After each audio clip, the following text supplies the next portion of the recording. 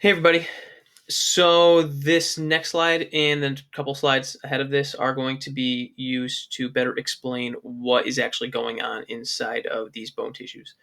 So just like a few videos ago, what I did was I kind of skipped all these sentences and just showed you the image to discuss what's going on here. However, this time I will do both just because there's a few new terms in here and it's kind of difficult to piece all these things together if you only see it one time, two times. So just keep that in mind. First thing, bones are made of two different types of resources. We have organic matter and our minerals, our inorganic matter. Of the organic matter stuff that we make, we have different collagen, GAGs, proteoglycan. There's a whole bunch of stuff that our body is producing and creating to add to our bones. And so, believe it or not, about 1/3 of our bones is organic tissue. Why do I say believe it or not? Because most people tend to think of our bones as these really hard, you know, bones, these tissues that we create that just give us support and maybe some structure. And eventually, when we die, they just sit there and that's it, right? But they are so much more to it than that. They are living things. They are tissues. They are or basically organs within the body that are responsible for keeping us alive. Along with that, there are minerals, many minerals in the body that are going to be responsible for providing us with those resources whenever we need them. So whether it's our nervous system, our muscular system, any parts of our body that need these minerals, they're also going to be found in there. Some are in small quantities, others in much larger quantities. That said, we have to better understand the different components of the bone tissue, the different terms, and what's going on and what they actually do. So if you see here, there's a whole lot of terms that are in blue. These are a lot of terms we're going to have to better understand to get to know how bones work. So we have the lamellae, which are these concentric circles that surround the Haversian canal. If we look here at this picture, again, there's a lot going on here. We could first see that we have a bone, a long bone, and now we're going to look at the long bone. We're going to take a cut out of it. If we look at the long bone, we're going to see a whole bunch of these concentric circles, meaning there are these circular rings. Makes sense, rings are circular. There are these rings with rings inside them and rings inside that, and so on and so forth. And then next to those rings are more rings. So that's the way our bone is structured. They have all these concentric rings, meaning it's ringception. There's a whole bunch of circles inside circles. Each of these sections are going to be the central or basic unit of the tissue, meaning that these are the individual parts that make up these. So a whole bunch of these circles put together make up the bone. These circles are called osteons. These are the basic units of the bone tissue. That said, in between or in the center of every osteon, these circles, we're going to have these canals, these holes that are in these circles. That these are called the Haversian canals. So why do they have these little, basically tunnels in between all of these circle tissues?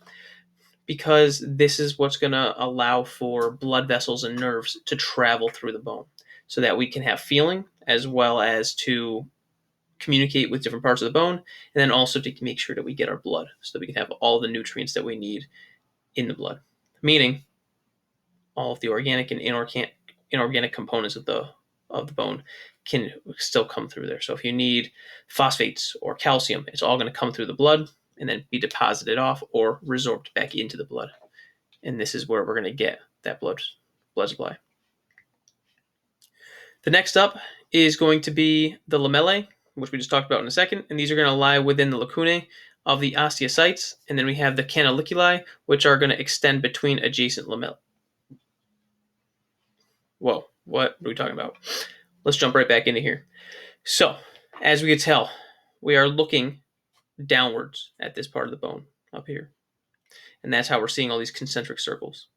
As mentioned a second ago, these concentric circles, if you're looking down those, right, there are going to be even more branching networks going on, right? So right in the middle, we have that large one called the Haversian Canal, but each of these little sections here are going to be the lacunae, right? We're going to start to see these little spaces in between all of these little connective tissues that are within the bone.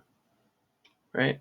Along with that, we're also going to have these canaliculi, which are going to bridge between these sections so that there's constant connection. So again, think of these kind of like highways. And then in between it, we have these canaliculi who are going to branch between the highways, right? On a larger level, if we're looking beyond just this one little section, we can look up at the Haversian canals and the fact that in between each of the Haversian canals, we have additional blood supply and nerves running between those. These are called Volkmann canals or perforating canals. So these are going to allow for our Haversian canals to branch between each other as well. Same idea. Imagine these as highways of blood, and then in between, these are like the side roads that you can get to the next highway or the exits to move into another highway. All right. So there's a lot going on within here, and that said, the way to learn these, the first way is just find out what you're looking at. Right. Start off with the biggest component here. Right. We have the full long bone. We understand all the terms from the full long bone. Then we can look at this a little cutout of the long bone, and then from there we can go into a cutout of that section of the bone, and start to see how everything comes together. Right. Another way you can look at this is starting from the ground up. Take a look at these very small pieces of the bone, build up to the osteon, and then from the osteon build up to the full tissue. So next up, we are going to move into a little bit more of the histology here, and specifically talking about the marrow of the cells. And when we're looking at the marrow of the cells, there are different types of marrow to talk about and with different functions. So first off, we look at children. There is red marrow, which is hematopoietic, which means that this is where we're going to start to create red blood cells. So red marrow makes red blood cells. These are going to fill the medullary cavities. Right here, medullary cavities of the long bones. So that's something most of us are familiar with. So we're going to have red marrow all over the place. It's going to be in our spongy bone. It's going to be in the medullary cavities in children. As time goes on, as you age and your body stops growing, around age 30-ish, most of that red marrow in the medullary cavity is going to turn into yellow marrow. Yellow marrow is really important for storing fat. So again, depends on what part of your life you're at. Are you trying to grow? Are you trying to heal quickly? Are you trying to do a lot like that, a lot of metabolism? That's going to be in children, so you need a lot of red blood cells. As you start to age, you're not growing as much. You're not doing as much of that metabolic activity. So therefore, once you get to around 30 or so, that's going to turn into something more useful for you, which is storing energy. It's going to start to turn into a location where you can store fat.